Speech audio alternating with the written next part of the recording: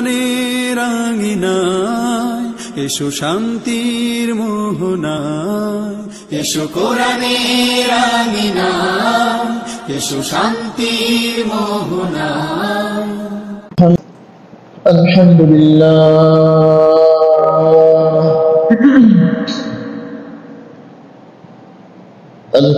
لله نحمده ونستعينه ونستغفره ونؤمن به ونتوكل عليه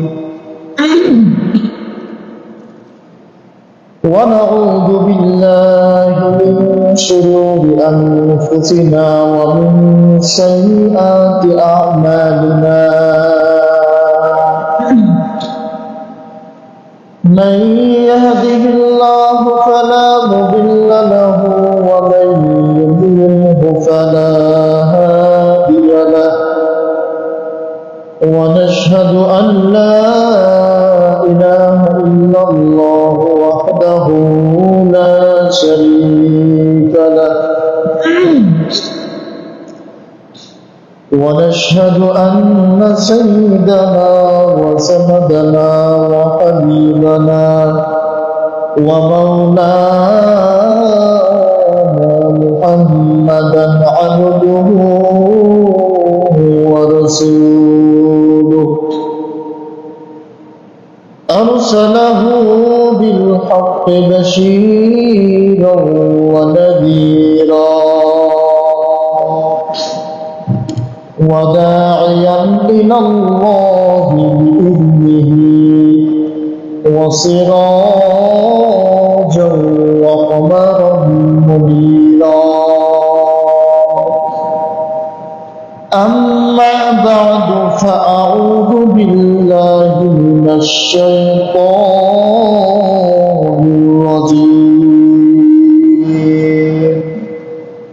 بسم الله الرحمن الرحيم.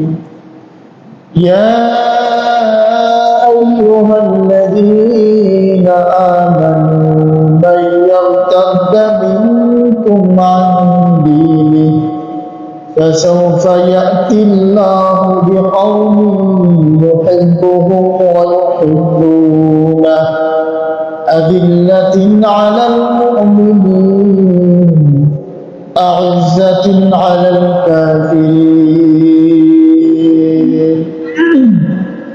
يجاهدون في سبيل الله ولا يخافون لومة لائم، ذلك فضل الله يؤتيه من يشاء والله واسع عليم.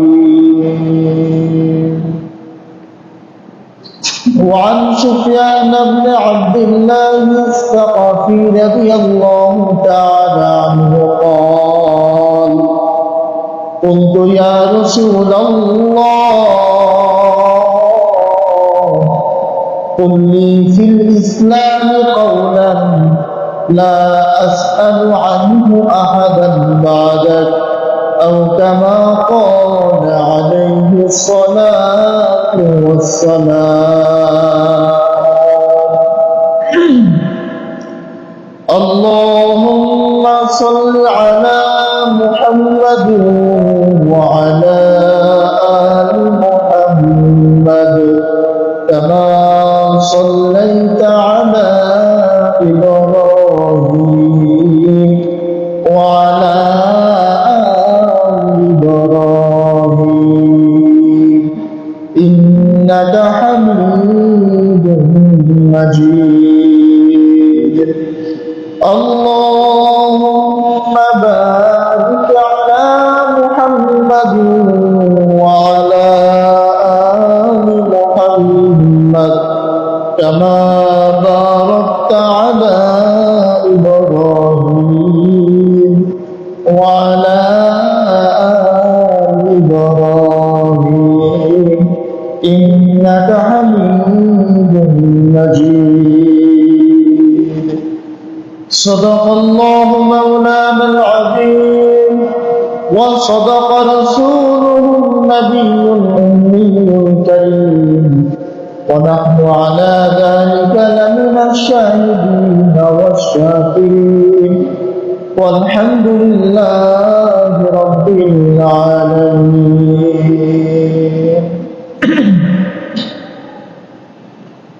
আলহামদুলিল্লাহ।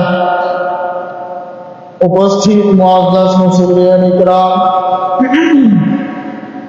রব্বুল আলামিনের দরবারে লাখো কোটি শুকর ও সুজুদ যে আল্লাহ জাল্লা শানুহু আমাদেরকে বিগত জুমার ন্যায় আজকেও পবিত্র জুমার দিন জুমার নামাজ আদায় করার লক্ষ্যে আল্লাহ পাক রব্বুল আলামিনের ঘর মসজিদে এসে উপবিষ্ট হওয়ার তৌফিক দান করেছেন। এজন্য সকলে অন্তর থেকে শুকরিয়া আদায় করি আলহামদুলিল্লাহ। মুহতারাম হাজিরিন, খুতবায়ে কালামুল্লাহ থেকে আয়াত তেলাওয়াত করা হয়েছে। রাসূল করিম সাল্লাল্লাহু আলাইহি ওয়াসাল্লামের হাদিস থেকে একটি টুকরা পাঠ করা হয়েছে। রব্বুল ইজ্জত তৌফিক আনায়াত করলে উক্ত আয়াত ও হাদিসের টুকরাকে সামনে রেখে গুরুত্বপূর্ণ কিছু কথা বলবো ইনশাআল্লাহ। সম্মানিত উপস্থিতি, গত সপ্তাহে আলোচনা হয়েছিল রাসূল করিম সাল্লাল্লাহু আলাইহি ওয়াসাল্লামের অনুসরণ করা, রাসূল করিম সাল্লাল্লাহু আলাইহি ওয়াসাল্লামের আদর্শে আদর্শবান হওয়া, এটাই হলো একমাত্র মুসলমানদের জন্য মুক্তির পথ। রাসূল করিম সাল্লাল্লাহু আলাইহি ওয়াসাল্লামের আদর্শের মধ্য থেকে অনেক আদর্শ রয়েছে। সে আদর্শগুলোর মধ্য থেকে আজকে দুইটি আদর্শ নিয়ে আলোচনা করা হবে ইনশাআল্লাহ। রাসূল করিম সাল্লাল্লাহু আলাইহি ওয়াসাল্লামের একটি আদর্শ হলো মুমিনের ব্যাপারে সদয় দয়াদ্র হওয়া, আরেকটি আদর্শ হলো কাফেরের বিরুদ্ধে কঠোর অবস্থান গ্রহণ করা। তো আমরা যদি রাসূল করিম সাল্লাল্লাহু আলাইহি ওয়াসাল্লামের আদর্শ গ্রহণ করি, তাহলে আমাদের মধ্যেও রাসূল করিম সাল্লাল্লাহু আলাইহি ওয়াসাল্লামের সেই দুটি আদর্শ বাস্তবায়ন করতে হবে। আমাদের জীবনেও সেই আদর্শগুলো আনতে হবে, তাহলেই রাসূল করিম সাল্লাল্লাহু আলাইহি ওয়াসাল্লামের আদর্শে আদর্শবান হওয়া যাবে। আল্লাহ রাব্বুল আলামিন কোরআনে কারীমের মধ্যে উম্মতে মুসলিমাকে উদ্দেশ্য করে মুসলমান মুমিনদের 4টি গুণ অর্জন করার কথা বলেছেন। এই 4টি গুণ যদি মুমিন মুসলমানের ভিতরে চলে আসে, তাহলে তারাই আল্লাহ রাব্বুল আলামিনের প্রিয় বান্দা হতে পারবে। আর যদি সেই গুণগুলো আমাদের মধ্যে না থাকে, আমরা আল্লাহ তাআলার প্রিয় বান্দা হতে পারবো না। এই পৃথিবীতে আল্লাহ রাব্বুল আলামিন আমাদেরকে পাঠিয়েছেন। আল্লাহ রাব্বুল আলামিনের হুকুমগুলো রাসূল করিম সাল্লাল্লাহু আলাইহি ওয়াসাল্লামের তরিকা মতে বাস্তবায়ন করা। আমাদের মাধ্যমে যদি এই পৃথিবীতে আল্লাহ রাব্বুল আলামিনের হুকুম রাসূল করিম সাল্লাল্লাহু আলাইহি ওয়াসাল্লামের তরিকা মতে বাস্তবায়ন না হয়, আল্লাহ রাব্বুল আলামিন আমাদের উপর রাগ করে বলেন, তোমাদেরকে পরিবর্তন করে ভিন্ন এমন এক জাতি আমি আল্লাহ পৃথিবীতে পাঠাবো, যেই জাতিদের মধ্যে 4টা গুণ থাকবে। যাদের মধ্যে এই 4 গুণ থাকবে, তারা আমি আল্লাহ তাআলার প্রিয় বান্দা হয়ে যাবে। আল্লাহ রাব্বুল আলামিন কোরআনে কারীমের মধ্যে বলেন, ইয়া আইয়ুহাল্লাযীনা আমানু মান ইয়ারতাদ্দা মিনকুম আন দীনিহি ফাসাওফা ইয়াতি আল্লাহু বিকওমিন ইউহিব্বুহুম ওয়া ইউহিব্বুনাহু আযিল্লাতিন আলাল মুমিনিনা আ'ইজ্জাতিন আলাল কাফিরিন يجاهدون في سبيل الله ولا يخافون لومة لائم ذلك فضل الله يؤتيه من يشاء والله واسع عليم আল্লাহ রাব্বুল আলামিন কুরআনে কারীমের মধ্যে বলেন, ও দুনিয়ার সমস্ত মুসলমান শুনে রাখো, আমি আল্লাহ তাআলা পৃথিবীতে তোমাদেরকে পাঠিয়েছি আমার ইবাদত করার জন্য, আমার আদেশগুলো হুকুমগুলো আমার রাসূলের তরিকা মতো বাস্তবায়ন করার জন্য। সর্বশেষে আমি রব্বুল আলামিনের বিধান অনুযায়ী সমস্ত কার্যক্রম পরিচালিত হবে। তোমাদের মাধ্যমে যদি আমি রব্বুল আলামিনের বিধানগুলো রাসূল করিম সাল্লাল্লাহু আলাইহি ওয়াসাল্লামের তরিকা মতো বাস্তবায়িত না হয়, শুনে রাখো আমি আল্লাহ রব্বুল আলামিন তোমাদের পরিবর্তে এমন এক জাতি পাঠাবো, যেই জাতিদেরকে আমি আল্লাহ রব্বুল আলামিন নিজে ভালোবাসবো এবং তারাও আমি আল্লাহ রব্বুল আলামিনকে ভালোবাসতে থাকবে। আইসাতিন আলাল মুমিনিন, সেই জাতির গুণ হবে মুমিনদের ব্যাপারে দয়াদ্রতা অবলম্বন করা, মুমিনের জন্য দয়া প্রদর্শন করা, এক মুসলমান ভাই অপর মুসলমান ভাইয়ের প্রতি সহানুভূতি প্রদর্শন করা। আইসাতিন আলাল কাফিরিন, এবং কাফেরের বিরুদ্ধে কঠোর অবস্থান গ্রহণ করা। মুজাহিদুনা ফি সাবিলিল্লাহি ওয়া লা ইয়াখাফুনা লাওমাতা লাইম, এবং 3 নম্বর 4 নম্বর গুণ হলো তারা আল্লাহ রাব্বুল আলামিনের রাস্তায় প্রয়োজনে যুদ্ধে শরীক হবে, জিহাদ করবে ইসলামকে সূর্য করার জন্য, ইসলামকে গোটা বিশ্বের মধ্যে সমস্ত ধর্মগুলোর করে শ্রেষ্ঠ করার জন্য। প্রয়োজনে বেঈমানদের বিরুদ্ধে যুদ্ধ করবে। হয়তো মুসলমানরা এই 4 গুণের উপর থাকলে 1 নাম্বার তাদের গুণ হলো তারা আমি আল্লাহকে ভালোবাসবে, আমি আল্লাহ তাদেরকে ভালোবাসবো। 2 নাম্বার গুণ হলো মুমিনের সাথে নরম আচরণ করবে। 3 নাম্বার গুণ হলো কাফেরের বিরুদ্ধে কঠোর অবস্থান গ্রহণ করবে। 4 নাম্বার গুণ হলো আল্লাহর রাস্তায় জিহাদ করবে। এই 4 গুণ অবলম্বন করতে গেলে হয়তো কখনো কোনো বেঈমান মুশরিক, কোন নাস্তিক, কোন মুরতাদ মুসলমানদেরকে বিভিন্ন ভাবে গালিগালাজ করতে থাকবে, তোমার সেই কাজগুলোকে তার অপছন্দ হবে। তুমি হয়তো মূর্তির বিপক্ষে কথা বলবে, বেঈমানের গায়ে আগুন লাগার কারণে তোমার বিরুদ্ধে সে তিরস্কার করতে শুরু করবে। তুমি হয়তো জিহাদের পক্ষে কথা বলবে, যারা জিহাদ বিরোধী ওই সমস্ত লোকগুলা মুজাহিদদের বিরুদ্ধে তিরস্কার করতে শুরু করবে। তুমি হয়তো নামাজের পক্ষে কথা বলবে, নামাজের পক্ষে কথা বলার কারণে আগুন চলতে পারে। তুমি হয়তো সুদের বিরুদ্ধে কথা বলবে, সুদখোরের গায়ে সুদের বিরুদ্ধে কথা বলার কারণে আগুন জ্বলতে পারে। তুমি হয়তো ঘুষের বিরুদ্ধে কথা বলবে, ঘুষখোর তোমার বিরুদ্ধে নিন্দা করতে পারে। তুমি হয়তো জিনার বিরুদ্ধে কথা বলবে, জিনাখোর তোমার বিরুদ্ধে নিন্দা করতে পারে। তুমি হয়তো গুনাহের বিপক্ষে অবস্থান নিবে, গুনাহগারের দল তোমার বিপক্ষে অবস্থান নিতে পারে। আল্লাহ রাব্বুল আলামিন বলে দেন, তোমাদের গুণ হলো ঈমানের উপর অটল থাকবে। ঈমানের উপর অটল থাকতে গিয়া যত নিন্দুকি তোমাদের নিন্দা করুক না কেন, যত তিরস্কারকারী তোমাদের তিরস্কার করুক না কেন, তোমাদের দায়িত্ব হলো ওয়ালা ইয়াখাফুনা লাওমাতা লাইম।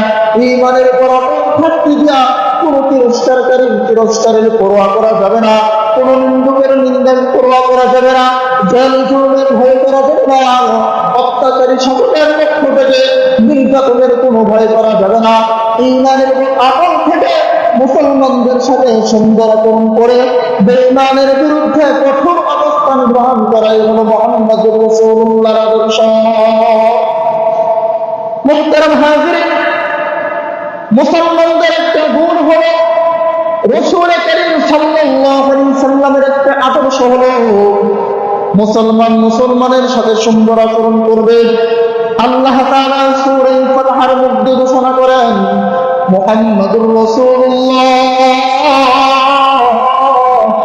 والذين معه أشداء على الكفار رحماء بينهم محمد رسول الله সাল্লাল্লাহু আলাইহি ওয়াসাল্লাম এবং তার সাথী সঙ্গীদের দুইটা গুণ। এক নম্বর গুণ হলো মুমিনের ব্যাপারে তারা সদয় হবে। দুই নম্বর গুণ হলো আশিদ্দাউ আলাল কুফার, বেঈমানের বিরুদ্ধে কঠোর অবস্থান গ্রহণ করবে। মুসলমান ভাইয়েরা আমার, সাহাবায়ে কেরামের মধ্যে এই দুইটা গুণই পরিপূর্ণ বিদ্যমান ছিল। মুসলমানের ব্যাপারে সাহাবায়ে কেরাম সুন্দর আচরণ করত। কোন মুসলমান যদি কোন মুসলমানের ব্যক্তিগত কোনো আঘাত করত, ওই মুসলমান ভাইয়ের বিরুদ্ধে কঠোর অবস্থান না নেওয়া, অত্যন্ত সহনশীলতার সাথে অবস্থান গ্রহণ করে মুসলমান ভাইয়ের সাথে সুন্দর আচরণ করত। আর বেঈমান যখন ইসলামের বিরুদ্ধে কোনো কথা বলতো, তখন সমস্ত বেঈমানদের বিরুদ্ধে আবু বকরের মতো নরম একটা সাহাবী পর্যন্ত গর্জন দিয়ে দাঁড়িয়ে যেত। মুহতারাম হাজির, রাসূল কারীম সাল্লাল্লাহু আলাইহি ওয়াসাল্লাম মানুষের প্রতি কি পরিমাণ দয়াদ্রতা প্রদর্শন করেছে আপনাদের সামনে দুইটি ঘটনা বর্ণনা করব। নাম্বার 1 হলো হাব্বার বিন আসওয়াদের ঘটনা। হাব্বার বিন আসওয়াদ রাসূল কারীম সাল্লাল্লাহু আলাইহি ওয়াসাল্লামের বিরুদ্ধে মানুষের কাছে বিভিন্ন রকম নানা মন্তব্য ছড়াতো। রাসূল কারীম সাল্লাল্লাহু আলাইহি ওয়াসাল্লামকে বিভিন্ন সময় কষ্ট দিয়ে যেত। রাসূল কারীম সাল্লাল্লাহু আলাইহি ওয়াসাল্লামের বিরুদ্ধে গালমন্দ করত। শুধু তাই নয়, রাসূল কারীম সাল্লাল্লাহু আলাইহি ওয়াসাল্লামের যুগের গোসা কলিজার টুকরা হযরত যায়েনব রাদিয়াল্লাহু তাআলা আনহা হজের উদ্দেশ্যে রওনা করেন। তখন যায়েনব রাদিয়াল্লাহু তাআলা আনহাকে উটের পিঠ থেকে মাটিতে ফেলে দিয়ে অত্যাচার করেছিল।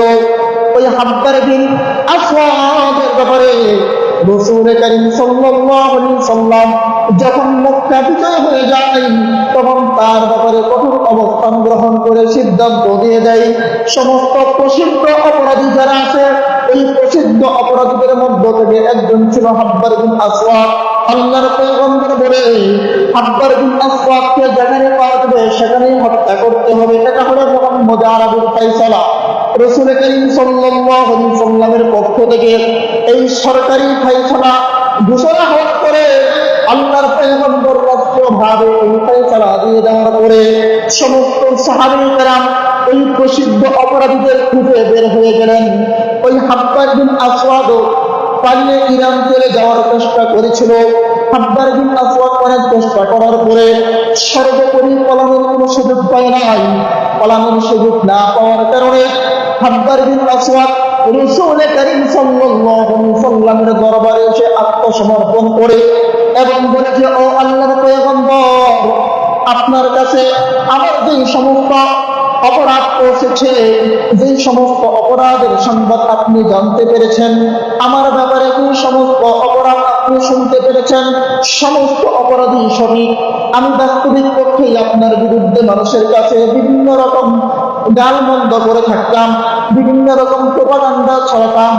ও আল্লাহর পয়গম্বর, আপনার পক্ষ থেকে যখন ঘোষণা হয়েছে আমাকে যেখানে পাওয়া যাবে সেখানেই আমাকে হত্যা করে দেওয়া হবে, তখন আমি ইচ্ছা করেছিলাম পলায়ন করে আমি ইরান চলে যাব। কিন্তু যখনই পলায়ন করে ইরান চলে যাওয়ার ইচ্ছা করলাম, তখনই আমার হৃদয়ের মধ্যে উদয় হলো যে মুহাম্মদ তো শুধু মুহাম্মদ নয়, মুহাম্মদ হলো রাহমাতুল লিল আলামিন। বিশ্বের মধ্যে মানবতার মুক্তির দূত, বিশ্বের মধ্যে সমস্ত মুসলিম উম্মার জন্য, সমস্ত জাতির জন্য, সমস্ত মাখলুকের জন্য রহমত হিসেবে মুহাম্মদ সাল্লাল্লাহু আলাইহি ওয়াসাল্লামকে পাঠানো হয়েছে।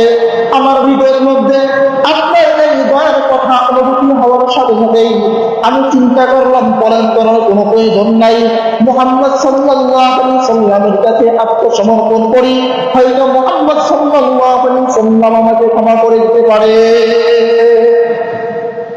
হাব্বার বিন আসওয়াদ বলতেছে, ও আল্লাহর পয়গম্বর, আপনার দরবারে আমি হাজির হলাম। এখন আমি আমার সমস্ত অপরাধ স্বীকার করলাম। আর আমি এখন আপনার সামনে কালিমা পড়ে মুসলমান হওয়ার জন্য সংকল্প করলাম, সুতরাং আপনি আমাকে মুসলমান বানান, আমার সমস্ত অপরাধগুলোকে মাফ করে দেন। আল্লাহর পয়গম্বর সাল্লাল্লাহু আলাইহি ওয়াসাল্লাম বললেন, যাও যাও ওরে হাব্বার, তোমার যত অপরাধ আমি পয়গম্বরের দরবারে পৌঁছেছে, সমস্ত অপরাধগুলোকে আমি আল্লাহর পয়গম্বর ক্ষমা করে দিলাম। মুহতারাম হাজিরিন, এই ঘটনা থেকে বোঝার বিষয় হলো রাসূল কারীম সাল্লাল্লাহু আলাইহি ওয়াসাল্লাম হাব্বার বিন আসওয়াদকে যেখানে পাবে সেখানে হত্যার আদেশ দিলেন। কেন আদেশ দিয়েছিলেন? হাব্বার বিন আসওয়াদের অবস্থান ছিল ঈমানের বিপক্ষে। হাব্বার বিন আসওয়াদ ছিল বেঈমান। রাসূল কারীম সাল্লাল্লাহু আলাইহি ওয়াসাল্লামের গুণ হলো বেঈমানের ব্যাপারে কঠোর অবস্থান গ্রহণ করা। সেই আদর্শের উপর থেকে আল্লাহর পয়গম্বর কঠোর বিধান দিয়ে দিলেন, হাব্বার বিন আসওয়াদকে যেখানেই পাওয়া যাবে সেখানেই হত্যা করতে হবে। যখনই হাব্বার বিন আসওয়াদ আত্মসমর্পণ করে আল্লাহর পয়গম্বর সাল্লাল্লাহু আলাইহি ওয়াসাল্লামের দরবারে এসে মুসলমান হওয়ার তামান্না পেশ করলো, আল্লাহর পয়গম্বর বুঝতে পারলেন এই লোকটার ভিতরে একটু আগে যেই কুফরি নামক নাপাক ছিল, কুফরের যে নাপাকি তার কলমের ভিতরে ছিল, তার কলমের ভিতরে এখন সেই কুফরি নামক নাপাকি নাই। সুতরাং সে মুসলমান হতে চায়, আর মুসলমানের সাথে মুসলমানের আচরণ হবে, মুসলমানের সাথে মুসলমানের আচরণ আদর্শ হবে দয়া প্রদর্শন করা। সুতরাং আমি মুহাম্মদুর রাসূলুল্লাহ রাহমাতুল লিল আলামিনের খাতিরে তোমার জীবনের সমস্ত গুনাহ মাফ করে দিলাম। মুহতারাম হাজিরিন, কাফিরের ব্যাপারে আল্লাহর পয়গম্বরের অবস্থান ছিল কঠোর, আর মুসলমানদের ব্যাপারে নবীজির অবস্থান ছিল খুব সরল এবং দয়ালু। মুহতারাম হাজিরিন, শুধু তাই নয়, ইয়ারমুকের যুদ্ধে এক সাহাবী বলতেছেন, আমি আমার চাচাতো ভাইকে খোঁজ করার জন্য ইয়ারমুকের যুদ্ধে বের হয়ে যাই, কারণ আমার চাচাতো ভাই ইয়ারমুকের যুদ্ধে অংশগ্রহণ করেছিল। ওই সাহাবী যখন ইয়ারমুকের যুদ্ধের ময়দানে তার চাচাতো ভাইকে যুগাযুগি করতে শুরু করে দেয়, সর্বোপরি দেখা যায় এই যুদ্ধের এক জায়গার মধ্যে তার চাচাতো ভাই মুমূর্ষ অবস্থায় কাতরাচ্ছে, সাথে তিনি এক মস্ত পানি নিয়ে গিয়েছিলেন। ওই মস্ত পানি নিয়ে যাওয়ার পরে যখন চাচাতো ভাইকে দেখলেন মুমূর্ষ অবস্থায় কাতরাচ্ছে, হয়তো এখন শাহাদাত বরণ করবে, শরীর একবারে নিচ থেকে হয়ে গিয়েছে, জবান দিয়ে কোনো কথা বলতে পারতেছে না, অঙ্গ প্রত্যঙ্গ নাড়াচাড়া করতে পারছে না, তখন ওই সাহাবী বলল, ও ভাই, এক ডুব পানিকে আমি তোমাকে পান করাতে পারি কিনা? তার চাচাতো ভাই বলল, মুখ দিয়া বলতে পারে নাই, ইশারার মাধ্যমে বুঝাইলো যে হ্যাঁ, আমাকে এক ডুব পানি পান করাও। ওই সাহাবী যখন চাচাতো ভাই মুখের মধ্যে পানি দিতে যায়, তখনই পাশ থেকে আরেকজন মুসলমান ভাই আহ করে উঠে। ওই মুসলমান ভাইয়ের আহ শব্দ শোনার সাথে সাথে ওই সাহাবী বলতেছে, ভাই যাও, আমার পিপাসা নিবারণ হয়ে গেছে, আমার কি হয়তো ওই ভাইয়ের কষ্ট বেশি হচ্ছে, আমি এখন পানি পান করবো না, আমার ওই ভাইকে পানি পান করাও। ওই দুটো সাহাবীর নাম ছিল আসওয়াদ, ওই হিশাম রাদিয়াল্লাহু তাআলা আনহু। ওই হিশাম রাদিয়াল্লাহু তাআলা আনহুর কাছে যখন তিনি চলে যায়, ওই হিশাম রাদিয়াল্লাহু তাআলা আনহুকে পানি পান করাবে, ইতিমধ্যেই পাশ থেকে আরেকজন মুসলমান আহ করে উঠলো। সাথে সাথে দ্বিতীয় সাহাবী বলল যে আমার পিপাসার আমার পানি পান করার কোনো প্রয়োজন নাই, আমার ওই ভাইয়ের হয়তো আমার একটু বেশি কষ্ট হচ্ছে, সে হয়তো আমার একটু বেশি পিপাসিত, সুতরাং ওই ভাইকে তুমি পান করানোর জন্য চলে যাও। ওই সাহাবী যখন তৃতীয় সাহাবীকে পানি পান করানোর জন্য চলে যাই, সাহাবী বলেন, আমি তৃতীয় সাহাবীর কাছে যেতে যেতে গিয়ে দেখলাম তৃতীয় নম্বরের সাহাবীটা শাহাদাত বরণ করেছে। ওই তৃতীয় নম্বরের সাহাবী শহীদ হওয়ার পরে সাহাবী বলতেছে, দ্বিতীয় নম্বরে যে সাহাবী আছে ওই সাহাবীর কাছে যাই, গিয়ে দেখি তাকে পানি পান করানো যায় কিনা, সে তো পিপাসিত ছিল। ওই দ্বিতীয় নম্বর সাহাবীর কাছে এসে দেখে 2 নম্বর সাহাবী শহীদ হয়ে যায়। তারপরে সর্বোপরি তার যখন যায় সেখানে গিয়ে দেখে তার আপন চাচাতো ভাইও দুনিয়াতে নাই, সকলেই সহ্য হয়ে গিয়েছে। মুসলমান ভাইয়েরা আমার, এই ঘটনা থেকে বোঝার বিষয় হলো মুসলমানের প্রতি কি পরিমাণ দয়া প্রদর্শন করেছে। এক মুসলমান আরেক মুসলমানের জন্য নিজের জান পর্যন্ত ত্যাগ করেছে। মুসলমান পানির পিপাসায় মৃত্যুবরণ করেছে, কিন্তু অপর মুসলমানকে বিন্দু মাত্র কষ্ট ভোগ করতে দেয় না। আমি মুমূর্ষ অবস্থায় আছি, একটু পানি পান করবো, আমার কাছে ভালো লাগবে।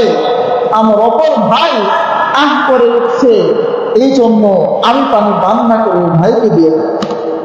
এভাবে প্রত্যেকটা সাহাবী নিজের উপর অন্যকে প্রাধান্য দিয়েছে। সর্বোপরি কেউ পানি পান করতে পারে নাই, সকলেই পানি পান না করে শহীদ হয়ে গেল। মুহতারাম হাজির, দেখুন আল্লাহ রাব্বুল আলামিন কোরআনে কারীমের মধ্যে যে বলেছেন, মুহাম্মাদুর রাসূলুল্লাহ ওয়াল্লাযীনা মাআহু আশিদ্দাউ আলাল কুফফারি রুহামাউ বাইনাহুম। আল্লাহ রাসূল সাল্লাল্লাহু আলাইহি সাল্লাম এবং রাসূলের সাহাবীদের আদর্শ হলো কাফিরের বিরুদ্ধে কঠোর অবস্থান গ্রহণ করা, আর মুমিনের বেলায় সরল হওয়া, দয়াদ্র হওয়া। সাহাবী কেরামের এই দুইটি ঘটনা থেকে আমরা বুঝতে পারি রাসূল করিম এবং সাহাবী কেরাম মুসলমানদের প্রতি কি পরিমাণ দয়া প্রদর্শন করেছে। রাসূল করিম সাল্লাল্লাহু আলাইহি সাল্লাম এবং মুমিনদের দুই নম্বর আদর্শ হলো আশিদ্দাউ আলাল কুফফার, কাফেরের বিরুদ্ধে কঠোর অবস্থান নেওয়া। হযরতে আবু বকর সিদ্দিক রাদিয়াল্লাহু তাআলা আনহু সাহাবী কেরামের মধ্যে অত্যন্ত নরম মেজাজ ছিল, আর উমর ফারুক রাদিয়াল্লাহু তাআলা আনহু ছিল অত্যন্ত গরম মেজাজি। রাসূল করিম সাল্লাল্লাহু আলাইহি সাল্লাম যখন দুনিয়া থেকে চলে যায়, একদল নিজেদের যুক্তি ফিট করে তারা চিন্তা করলো যাকাতের বিধান রাসূল করিম সাল্লাল্লাহু আলাইহি সাল্লাম থাকতে ছিল, যেহেতু পয়গম্বর পৃথিবীতে নাই, এখন যাকাত দেওয়ার বিধান নাই। নিজেদের যুক্তি ঠিক করে তারা যাকাত দেওয়াকে অস্বীকার করল। আবু বকর সিদ্দিক রাদিয়াল্লাহু তাআলা আনহু অত্যন্ত নরম তবিয়তের মানুষ, অত্যন্ত নরম মেজাজের মানুষ। আবু বকর সিদ্দিক কি বলে জানেন? আবু বকর সিদ্দিক রাদিয়াল্লাহু তাআলা আনহু বলতেছে, যারা একটি উটের রশি পর্যন্ত যাকাত দিতে অস্বীকার করবে, আমি আবু বকরের পক্ষ থেকে তাদের বিরুদ্ধে যুদ্ধ ঘোষণা করলাম। উমর ফারুক রাদিয়াল্লাহু তাআলা আনহু গরম মেজাজের মানুষ, ওই পর্যন্ত আশ্চর্য হয়ে গেলেন, কারণ ওনার কাছে তখনও বিষয়টি আল্লাহর পক্ষ থেকে স্পষ্ট হয় নাই। উনি বুঝতে পারেন এই অবস্থাটা। উমর ফারুক রাদিয়াল্লাহু তাআলা আনহু আবু বকর সিদ্দিক রাদিয়াল্লাহু তাআলা আনহুর সাথে তর্কে জড়ালেন। বললেন, তারা নামাজ পড়ে, রোজা রাখে, তারা মুসলমান, তাদের বিরুদ্ধে আপনি যুদ্ধ ঘোষণা করেন কিভাবে? তখন আবু বকর সিদ্দিক রাদিয়াল্লাহু তাআলা আনহু একটা উত্তর দিয়েছিলেন, আইন কসুদ্দিন ওয়ানা হাই। রাসূল করিম সাল্লাল্লাহু আলাইহি সাল্লামের রক্তমাখা যে ইসলাম, সাহাবী কেরামের যে রক্তমাখা ইসলাম, কমপ্লিট ইসলাম থেকে বিন্দুমাত্র কোনো বিধানকে কেউ সরিয়ে দিবে, বিন্দুমাত্র কোনো বিধান ইসলাম থেকে কেটে দিবে, ওয়ানা হাই, আর আমি আবু বকর জীবিত থাকবো, এটা কখনো হতে পারে না। আল্লাহ তাআলা কমপ্লিট ইসলাম দিয়েছেন, আল-ইয়াওমা আকমালতু লাকুম দীনাকুম ওয়া আতমামতু আলাইকুম নি'মাতি ওয়া রাদিতু লাকুমুল ইসলাম দীনা।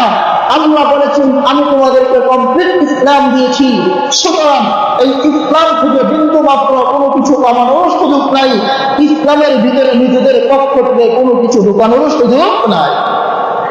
আবু বকর সিদ্দিক বলেন, যাকাতের বিধান আল্লাহ রাসূল সাল্লাল্লাহু আলাইহি সাল্লাম থাকতে আল্লাহ তাআলার পক্ষ থেকে এই বিধান দেওয়া হয়েছিল।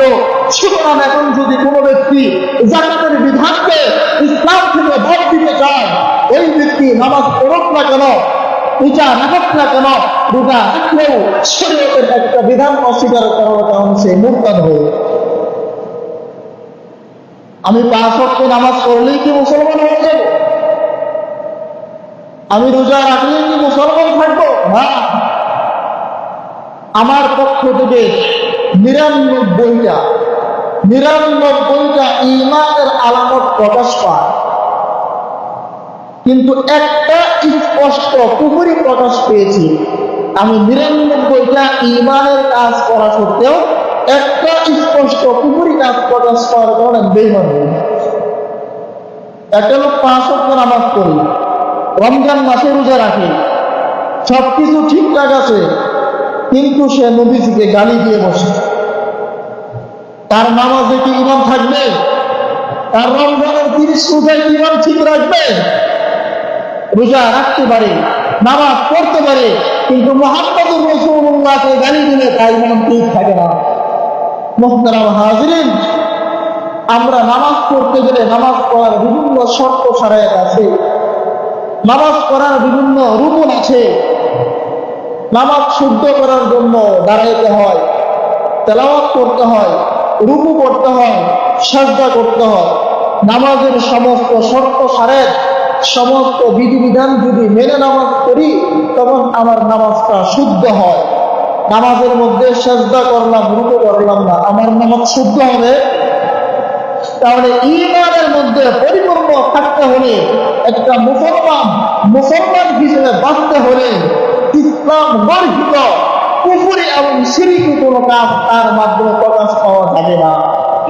নামাজ থেকে রুকু ছুটে গেলে যেমনি ভাবে নামাজ শুদ্ধ হয় না, কেন সাজদা তো ঠিক আছে, তেলাওয়াত তো ঠিক আছে, রুকু ঠিক নাই, তাহলে একটা না থাকার কারণে নামাজ যেরকম ভাবে ভঙ্গ হয়ে যায়, ঠিক তদ্রুপ ভাবে নামাজ ঠিক আছে, রোজা ঠিক আছে, হজ ঠিক আছে, যাকাত ঠিক আছে, রাসূলুল্লাহকে গালি দিলে তোমার ঈমান ঠিক থাকবে না। রাসূল কারীম সাল্লাল্লাহু আলাইহি ওয়াসাল্লামের জামানায় এক মহিলা চুরি করেছে। চুরি করার পরে মহিলা চিন্তা করলো, আল্লাহর রাসূলের দরবারে আমি যে আত্মসমর্পণ করি, তাহলে হয়তো আমি হাত কাটার বিধান থেকে বেঁচে যাব। চুরি করলে ইসলামের বিধান হলো হাত কেটে দাও, কবজি পর্যন্ত হাত কেটে দাও, এটা হলো ইসলামের বিধান। ওই মহিলা নবীজির কাছে না আসে সাহাবায়ে কেরামের কাছে এসে প্রকাশ করলো। প্রকাশ করার পরে সাহাবায়ে কেরাম ভয়ে কেউ নবীজির কাছে যে এই বিষয়টা উপস্থাপন করছে না, আপিল করতেছে না। তখন সাহাবায়ে কেরাম চিন্তা করলো, উসামা রাসূল করিম সাল্লাল্লাহু আলাইহি ওয়াসাল্লামের ভাতিজা, অত্যন্ত কাছের মানুষ, তাকে নবীজি খুব মহব্বত করে, সুতরাং উসামাকে দিয়ে নবীজির কাছে আমরা তার জন্য শাস্তি মঞ্জুর করানোর চিন্তা থেকে উসামা রাদিয়াল্লাহু তাআলা আনহু রাসূল করিম সাল্লাল্লাহু আলাইহি ওয়াসাল্লামের কাছে এই কথা উপস্থাপন করলো, ও আল্লাহর রাসূল, মহিলাটি অপরাধ করেছে, সে তো আত্মসমর্পণ করেছে, সুতরাং তার বিচারটাকে একটু হালকা করা যায় না? রাসূল করিম সাল্লাল্লাহু আলাইহি ওয়াসাল্লাম বলতেছেন, ও উসামা, তুমি কিসের ব্যাপারে আমার কাছে অনুরোধ করতেছ, আবেদন করতেছ? রব্বুল আলামিনের পক্ষ থেকে বিধান হলো চুরি করলে হাত কেটে দাও, আর তুমি আমার কাছে এসে আল্লাহর বিধানের বিপক্ষে অনুরোধ করতেছ? ও উসামা, আজকে যদি আমার কন্যা ফাতেমা চুরি করত, লাউ আল্লাহ ফাতেমা বিনত মুহাম্মাদিন সারাকা লা আতাতু ইয়াদাহা, আজকে আমার কলিজার টুকরা ফাতেমা চুরি করলে তার হাত আমি কেটে দিতাম। রাসূল করিম সাল্লাল্লাহু আলাইহি ওয়াসাল্লাম কেমন কঠোর ছিল আল্লাহর বিধান বাস্তবায়ন করার ক্ষেত্রে। আমার কলিজার টুকরা ফাতেমাও যদি আজকে চুরি করত, তার হাত আমি কেটে দিতাম। আর ওই মহিলা চুরি করেছে, আত্মসমর্পণ করলে কি হবে? আল্লাহর বিধান যেটা সেটা বাস্তবায়ন হবে। মুহতারাম হাজিরিন, রাসূল করিম সাল্লাল্লাহু আলাইহি ওয়াসাল্লামের আদর্শ হলো দুইটা। একটা আদর্শ হলো কাফেরদের বিরুদ্ধে কঠোর অবস্থান করা, 2 নম্বর আদর্শ হলো মুসলমানদের পরস্পরে ন্যায় দেখানোর সদয় অবলম্বন করা। কোন মুসলমান ভাই আপনার ব্যক্তির উপরে কোনো আঘাত করেছে, তার ব্যাপারে কঠোর অবস্থান না নিয়ে একটু সহানুভূতিশীল হয়ে ব্যাপারটা সলভ করার চেষ্টা করুন। কিন্তু ওই লোকটা যদি ঈমানের বিপক্ষে কোনো কথা বলে, ইসলামের বিপক্ষে কোনো কথা বলে, সে আমার পিতা হলেও তাকে ছাড় দেওয়ার কোনো সুযোগ না। এই চিন্তা চেতনা লালন করা, এটা হলো উম্মতে মুহাম্মদ সাল্লাল্লাহু আলাইহি ওয়াসাল্লামের আদর্শ। সুতরাং রাসূল কারীম সাল্লাল্লাহু আলাইহি সাল্লামের যে আদর্শ আছে সেই আদর্শ করে চললে আমরা মুক্তির রাস্তা খুঁজে পাবো, আর সেই আদর্শ ছেড়ে দিলে মুক্তির রাস্তা খুঁজে পাওয়া যাবে। আল্লাহ রাব্বুল আলামিন আমাদেরকে রাসূল কারীম সাল্লাল্লাহু আলাইহি সাল্লামের যে দুটি আদর্শ, একটি হলো কাফেরের বিরুদ্ধে কঠোর অবস্থান নেওয়া, দুই নাম্বার হলো মুমিনের সাথে সুন্দর আচরণ করা, দয়া প্রদর্শন করা, এই দুইটি গুণের উপর থেকে দুনিয়া থেকে যাওয়া তৌফিক দান করুন। আখিরু দাওয়ানা আলহামদুলিল্লাহি রাব্বিল আলামিন। যারা সুন্নাহ করি না সুন্নাহ রাঙিনায় এসো শান্তির মোহনায়, এসো কোরআনের আঙিনায়, এসো শান্তির মোহনায়।